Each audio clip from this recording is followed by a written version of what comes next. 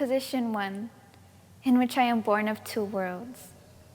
January 24th, 1925, on the Osage Reservation in Fairfax, Oklahoma. My daddy is an Indian Tallchief, Kihe Ka Tatsa. My mother, Scots-Irish, Porter. When I am little, Daddy and Grandma Tallchief take me and my sister Marjorie to a powwow. I remember the clothing, hides, headdresses, beads, blankets, silver jewelry, moccasins. We sit in a semicircle amongst pipe smoke, but mostly I remember the dancing. The men dance to a tom-tom beat, a sidestep and stomp centered in a circle. There is rhythm in everything. The drums, the songs, the fables, the dancing. The rhythm, the rhythm, the rhythm of those songs stay with me forever. Second position, in which I find my second soul. When I am 3, Mom takes me to my first ballet lesson. She doesn't know whether I'll be a concert pianist or a dancer. I am good at both. In 1933, Mother throws everything behind me and my sister's talents. We pack up Daddy's maroon Pierce Arrow and we set off for Los Angeles. My new instructor says I was put on point too early. I have to start over, back to the beginning. A new town, new state, new instructor, new dance, new school, new classmates. They shout war whoops at me in the halls, ask me where my feathers are, call me a redskin. They don't understand my name. Tallchief is 2 words. They call me Maria Chief or Maria Tall. They can't understand that someone can be 2 things at once. I turned Tallchief to 1 word.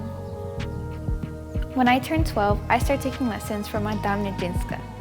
She is strict and rigorous, and she makes me want to be a ballerina.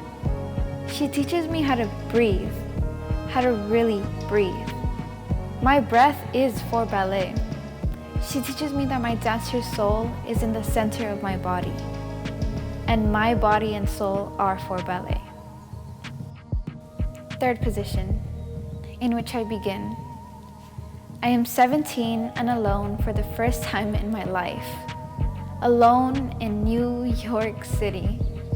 I am scared and excited and sad and nervous and overjoyed, and a member of the Ballet Russe. They say you should change your name to Tallchieva to sound more European, but I refuse to change who I am. We travel by train and sleep sitting up. We squeeze 4 of us into a hotel room.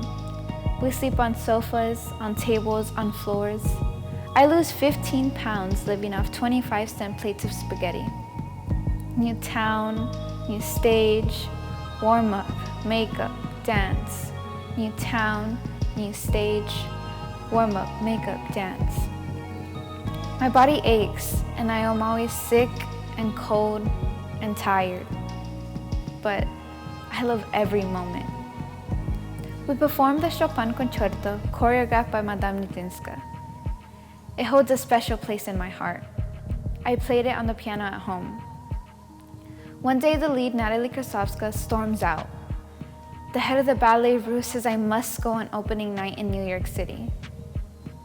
The others say I am not ready, that I'll make a fool of myself. But I have been practicing every day. I have been waiting for this moment. The dance is hard, but my concentration's stern. And I know that music.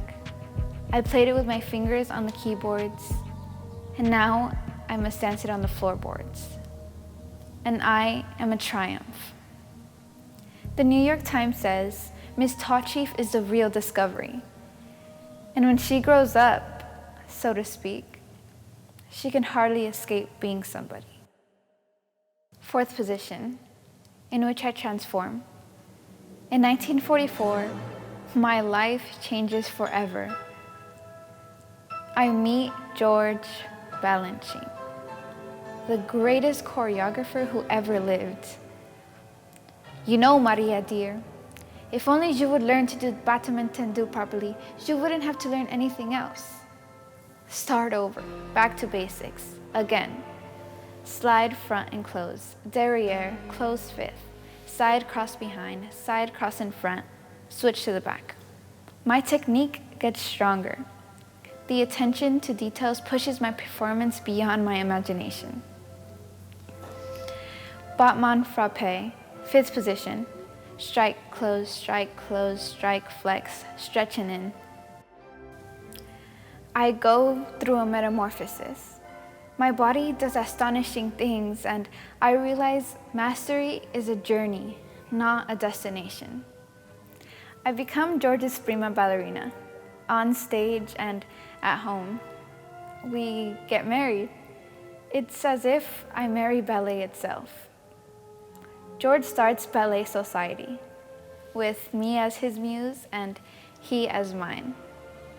The four temperaments, Orpheus, Swan Lake, Don Quixote, practice, drill, repetition, practice, pas de cheval, in and out and close, in and out and close. For 5 years, George and I spent 14 hours a day rehearsing and performing, and then Stravinsky's Firebird, the hardest performance of my career.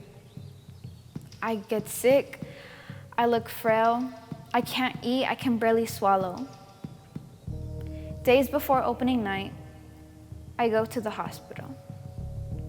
It is tonsillitis. They perform surgery, and I lie in bed for 2 days, unable to sleep because I fear the Firebird. Its premiere is on November 27th, 1949, and so is its final dress rehearsal. I arrive at dawn, days after my tonsillectomy. I am sore, weak, and tired. We haven't even performed it with an orchestra yet, nor seen the costumes. My feathered headpiece, top heavy and awkward, arrives 10 minutes before curtain, but there is nothing left to do. Something is always going to go wrong. It's never going to be perfect. You just have to learn to move on. Standing in the wings as the orchestra begins, I stop thinking. Just dance. There is a moment in Firebird where I leap across the stage into the prince's arms.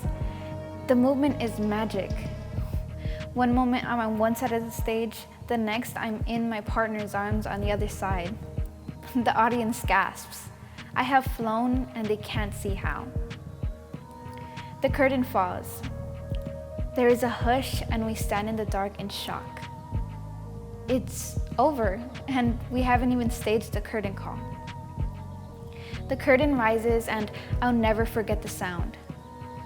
The audience roars louder than a football game. The curtain falls and rises 9 times and they keep shouting my name. Tallchief, Tallchief, Tallchief. Fifth position, in which I don't have to choose. At 26, I realize I want a child. George has no desire for a child. His child is ballet. You are worth more to me as a ballerina than a mother, Maria. Ballerinas rarely have babies. The physical demands, the touring, the commitment. You have to choose, baby or ballet. But I want both. George and I part. But I am still his prima ballerina on stage, and he creates for me one of the greatest roles, the sugar plum fairy in the Nutcracker. And then I meet Buzz. In 1958, we have a baby girl. The day I return from the hospital, I put on my toe shoes. I wear them around the house. I exercise on the bar as the baby naps. One day, I fall asleep on the sofa with my toe shoes on. My father sees me sleeping in the nursery with my toe shoes and he says, "Maria, you ought to be content. You have a husband, a child. Perhaps it's time to put those toe shoes up for good." I could never. I must dance. I am only just beginning. I tour Europe. I am the first American to perform at Bolshoi Theater in Moscow. I performed for Premier Khrushchev, but touring leaves me homesick. I want to dance while standing still. In 1974, I decided to teach. I opened a school. Like Madame Nadinska, I spend the rest of my life helping young dancers find their second soul. Batmantandu, in which I am born of two worlds. In 1953, I was inducted into the Osage tribe by the Tribal Council. They gave me the title Princess Watetomba, Princess Woman of Two Standards, because I arabesque along the Oklahoma plain.